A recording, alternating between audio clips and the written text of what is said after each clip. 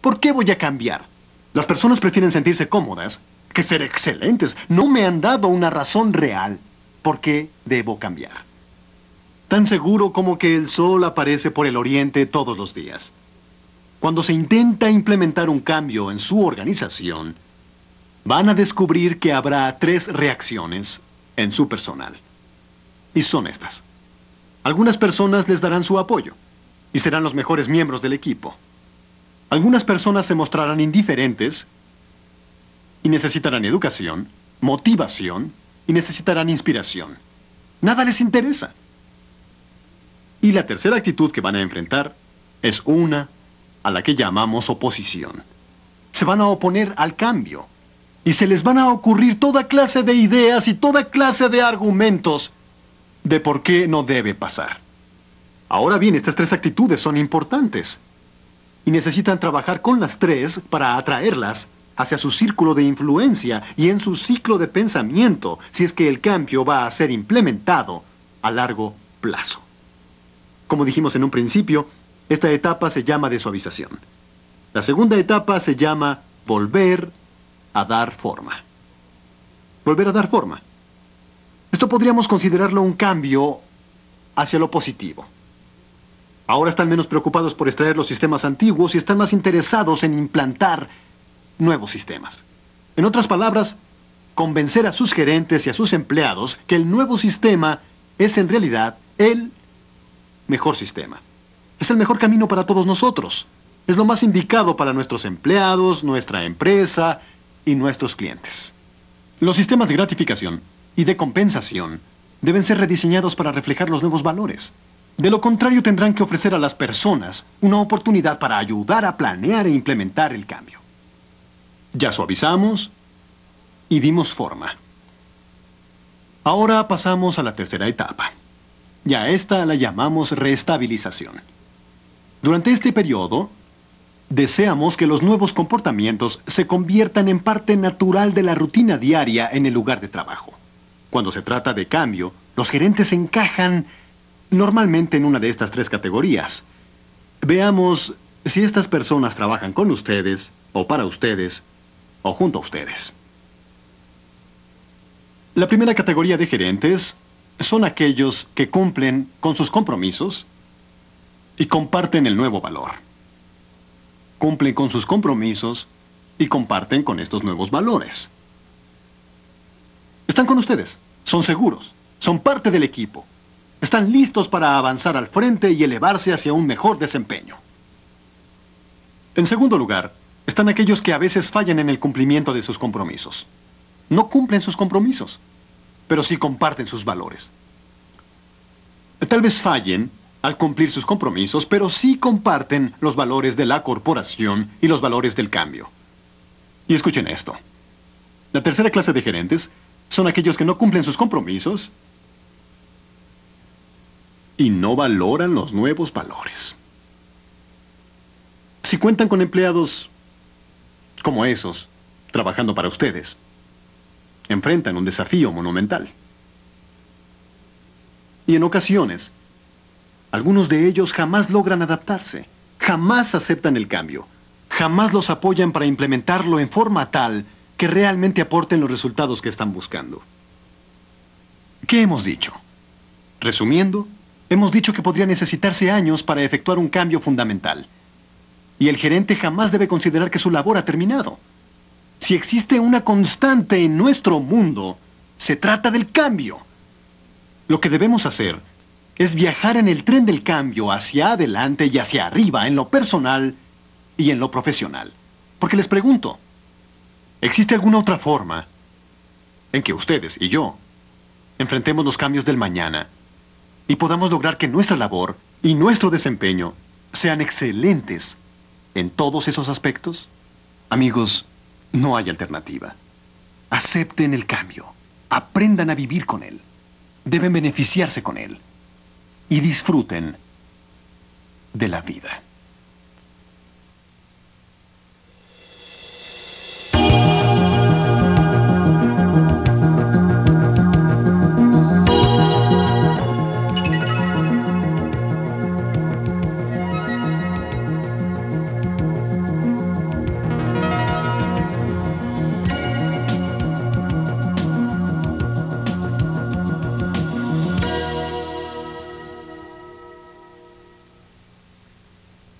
¿Cuál es el auténtico mensaje? Siempre que encuentro a un gerente espléndido, encuentro a un grandioso escucha. Alguien que es capaz de usar sus oídos y sintonizarse realmente. Siendo gerentes, ¿cómo podemos convertirnos en mejores escuchas? El Dr. Lyman Style, uno de los expertos mundiales en el campo de escuchar, dice que escuchar depende de nuestra buena voluntad y nuestra habilidad. Como gerentes, la buena voluntad obviamente es el factor de motivación. ¿Queremos oír? Necesitamos sintonizarnos y entender cuán importante es para nosotros, en nuestros papeles como gerentes, el ser buenos escuchas. Sin embargo, la habilidad es algo que podemos mejorar. Existen 6 formas de mejorar nuestra habilidad para escuchar. La primera, asumamos la responsabilidad de escuchar. Asumamos la responsabilidad de escuchar en el proceso de comunicación. Normalmente pensamos que la persona que habla es la persona responsable de la comunicación, pero debemos escuchar particularmente como gerentes y concentrarnos en lo que están diciendo, detenerlos de ser necesario, pedir que hagan preguntas para cerciorarnos de que el proceso de comunicación llegue a su fin. Número 2, busquen los momentos en que escuchen algo valioso. Siempre me sorprende al estar con el público que de vez en cuando alguien empieza a escribir. ¿Qué están escribiendo? Escucharon algo que les pareció de valor en ese momento. La próxima vez que estén escuchando algo, piensen, ¿qué puedo encontrar de valor para mí en términos de lo que se esté diciendo que pueda serme de utilidad? El tercer consejo: hagan anotaciones. Es sorprendente todo lo que ustedes pueden recordar cuando hacen anotaciones. Si jamás revisaran sus anotaciones, aunque yo les aconsejaría que lo hicieran, si jamás revisaran sus anotaciones, los psicólogos nos dirían que el acto en sí de escribir nos ayudaría a no olvidar. El cuarto consejo podría ser el más poderoso de todos. Programen informar lo que están escuchando. Imaginen por un momento que tuvieran que preparar un informe de lo que se ha dicho. Ustedes estarían escuchando con mucha atención, ¿no es así? Es probable que hicieran anotaciones, estarían pensando en el contenido, en términos de cómo iban a preparar ese informe. En cualquier entorno, al escuchar como gerente, digan, debo preparar un informe sobre esto. Eso les servirá como motivación para concentrarse. El quinto consejo: cuando haya distracciones en el proceso de escuchar, regresen al contenido. Un buen escucha comprende que van a existir distracciones. Siempre las hay en un entorno al escuchar. Pero cuando se presentan esas distracciones y cuando se apartan del contenido, deben volver al contenido. Por ejemplo, ahora podrían estar diciendo, Jim va un poco lento en este punto y estoy distrayéndome. Si ese fuera el caso, revisen los puntos que hemos mencionado, pero apéguense al contenido. Lo sexto y último que pueden hacer para aumentar su habilidad para escuchar es identificar y utilizar la estructura.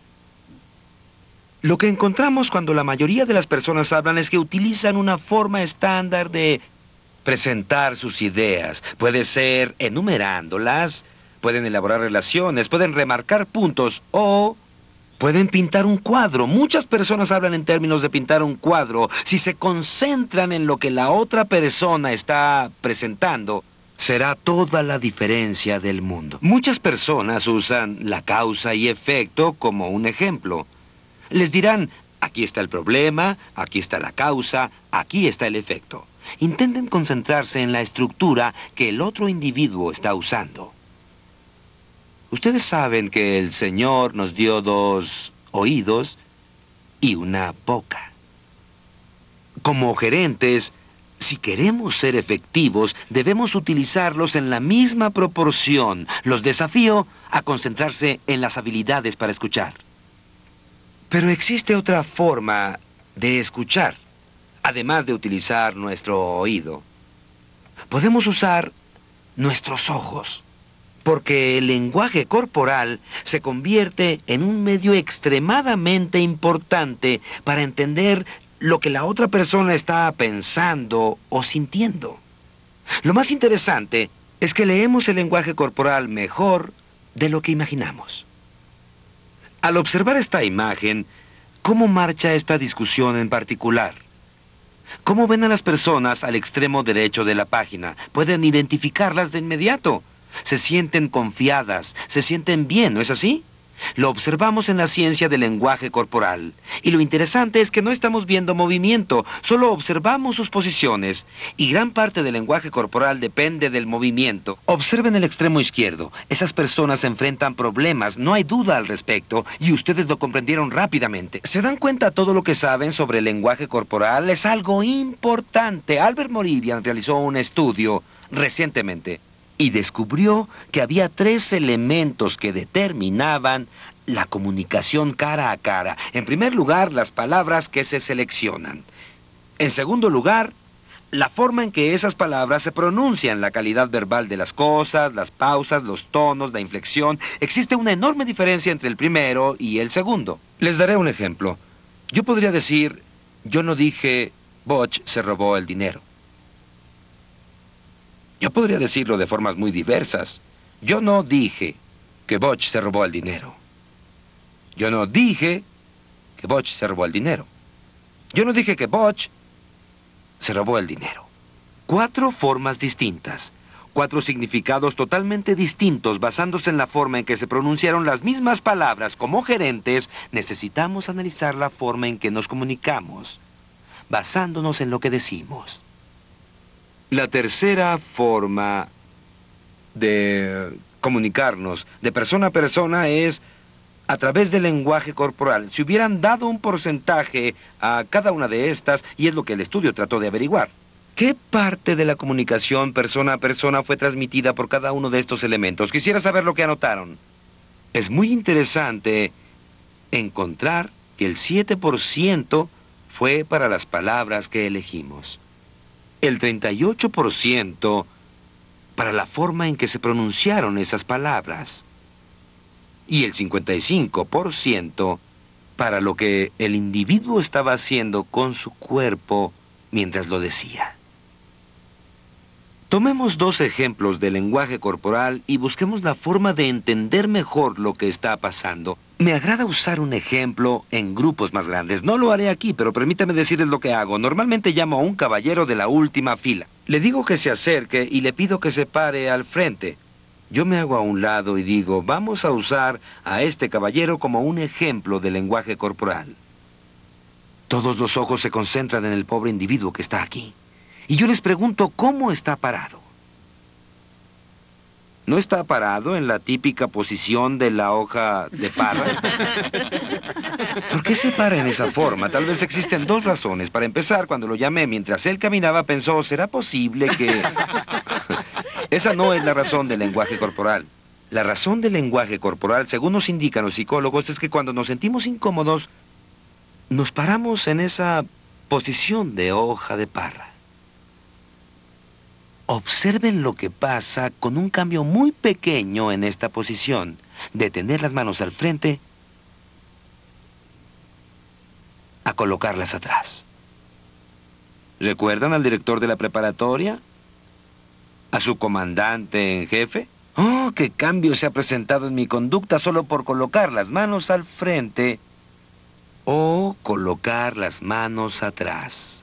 Existen 2 razones por las que estudiamos el lenguaje corporal. Una, obviamente, es entender, y tal vez lo más importante es entender cómo está pensando la otra persona y lo que ella está sintiendo. Es algo tan importante y podemos saberlo por la posición de su cuerpo, pero la segunda razón también es importante. Como gerentes es necesario que pensemos en esto. Existe un efecto directo en la posición corporal que asumimos y cómo nos sentimos. En otras palabras, si ustedes asumen una posición corporal segura, tenderán a sentirse seguros. Si asumen una posición corporal insegura, tenderán a sentirse inseguros. Vamos a analizar algunas de las posiciones seguras. Ya hemos mencionado que una de ellas es las manos detrás de la espalda. Esa es una posición segura. ¿Qué opinan de esta? ¿Qué opinan de las manos en la nuca?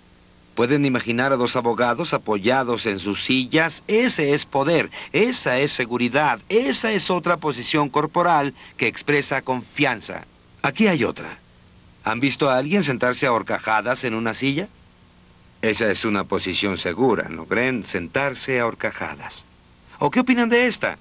Es una posición muy sutil que llamamos empinarse. Y en tanto más grande y más alto se empinen, mayor seguridad habrá.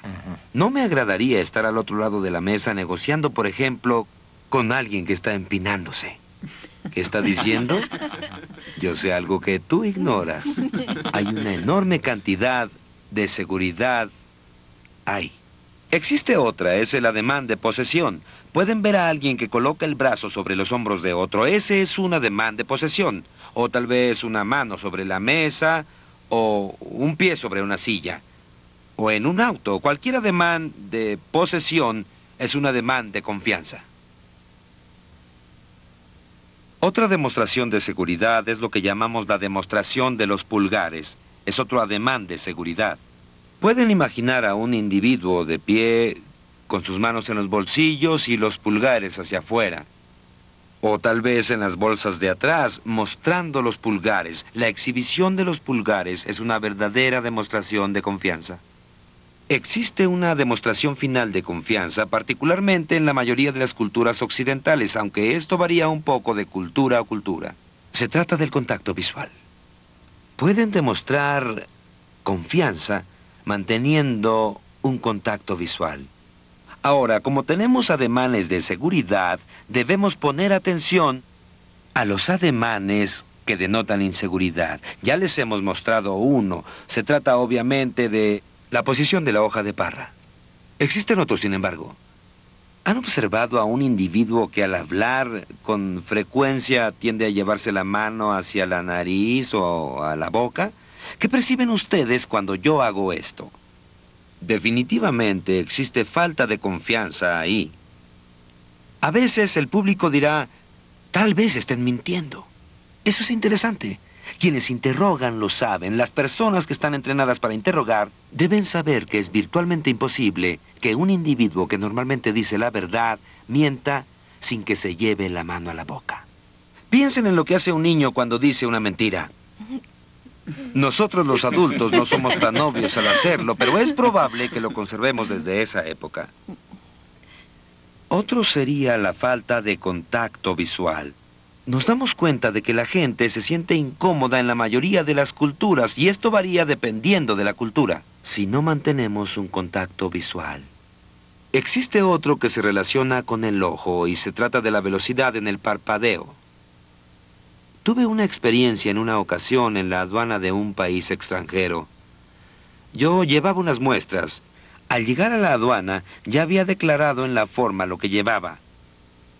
Pero iba con alguien de la empresa con la que trabajaba ahí y me dijeron, Jim, no creo que puedas introducir eso.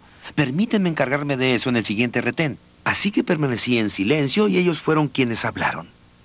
E inmediato nos sacaron de la fila y nos interrogaron en relación a esas cosas. El individuo estaba ocultando un poco la verdad. ¿Y saben lo que pasó a la velocidad del parpadeo? Aumentó. Cuando las personas están tensas, la velocidad normal de su parpadeo tenderá a aumentar. Se puede aprender mucho al estudiar el lenguaje corporal. Ahora tomemos el ejemplo de las palmas. Habrán observado que en ocasiones hago ademanes con la palma abierta.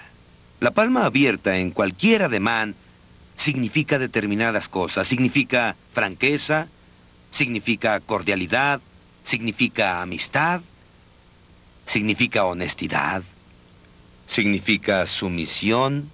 Significa todas esas cosas. Cualquier ademán con la palma abierta indica eso. Pero en ocasiones me verán haciendo ademanes con la palma cerrada o con el puño cerrado, o girándolo en esta forma o enfatizando un punto. Y esto es poder. Esto es fuerza.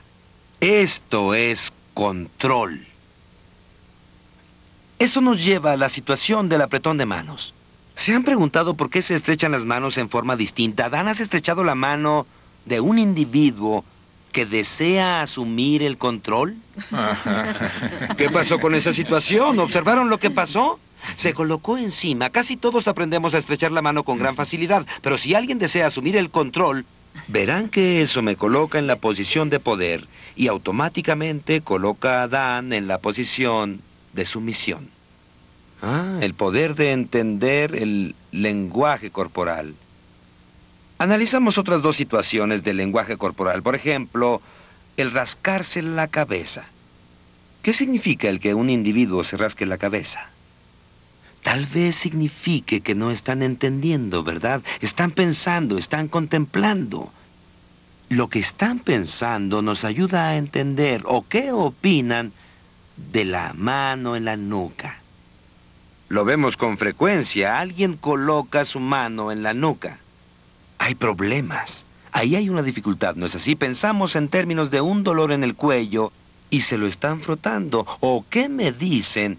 ¿Qué me dicen del dedo bajo el cuello? Podría ser un hombre o una mujer, pero es alguien que tiene el cuello ajustado. Ustedes podrán ver que hace esto. ¿Qué está pasando ahí? Están tratando de liberar algo de presión, ¿verdad? Se encuentran tensos por alguna razón. Ahora, necesitan analizar y determinar en el contexto de esa discusión qué está ocasionando que se sientan tensos. Pero definitivamente les indica que se están sintiendo tensos. Existe otro factor con los ojos, algo que está totalmente fuera de nuestro control, y ese es la dilatación de la pupila cuando se hace más grande. ¿Saben cuándo sucede en forma automática? Cuando nos sentimos bien, cuando somos felices. Y lo opuesto también sucede. La pupila tenderá a estrecharse. Se hará más pequeña. Si están cerca de un individuo y están enfadados o están molestos, la pupila automáticamente se hará más pequeña y no hay forma de controlarlo. Es probablemente una de las razones por las que cuando se juega a las cartas o cuando se apuesta, ¿qué usan las personas? Gafas oscuras. Lo hacen para ocultar eso, porque cuando tienen el juego perfecto, aunque puedan mantener el rostro sin la más mínima expresión, no pueden ocultarlo en sus ojos. ¿Qué opinan de la inclinación de la cabeza? ¿Se han preguntado por qué las personas inclinan la cabeza cuando los están escuchando? ¿O han visto que un animal lo haga? ¿Un pájaro o un gato? Están hablando con ellos e inclinan la cabeza. ¿Qué están haciendo? Se muestran interesados. Están escuchando. Las personas hacen exactamente lo mismo. Es un indicio de interés. ¿Qué me dicen del recogepelusa? ¿Alguna vez han tenido a alguien en su oficina que está sentado ahí recogiendo fragmentos imaginarios de pelusa para después tirarlos? Tienen problemas, ¿verdad? ¿Qué están diciendo? Dicen, estoy aburrido, ya no siento ningún interés. Y es un indicio seguro de que ese es el caso. ¿Qué les parece este ejemplo? Antes de hablar de esto, quisiera hacer un comentario. Cualquier cosa que digamos acerca del lenguaje corporal necesita leerse en contexto. Esto, por ejemplo, en cualquier habitación, en cualquier momento, tal vez un 10 o un 15% de las personas va a sentarse en esta forma porque es muy cómodo. Si hiciera frío en la habitación, tal vez más personas lo harían porque nos proporciona calor esa posición. Pero quiero decirles que como orador sé que si al final de mi presentación el 90% de las personas está sentado así, tal vez tengo un problema, ¿verdad? Porque esta es la típica posición defensiva.